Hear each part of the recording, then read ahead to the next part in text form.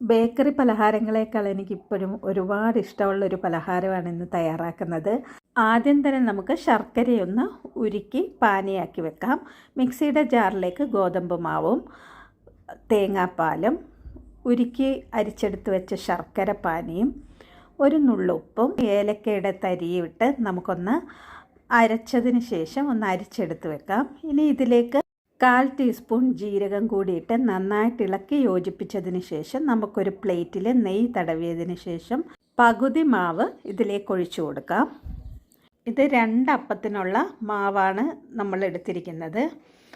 അപ്പോൾ ഇനി നമുക്ക് വെള്ളം ഒഴിച്ച് അപ്പച്ചെമ്പിലേക്ക് പ്ലേറ്റ് വെച്ച് ഒരു 10-12 മിനിറ്റ് നമുക്ക് വെയിറ്റ് ചെയ്യാം.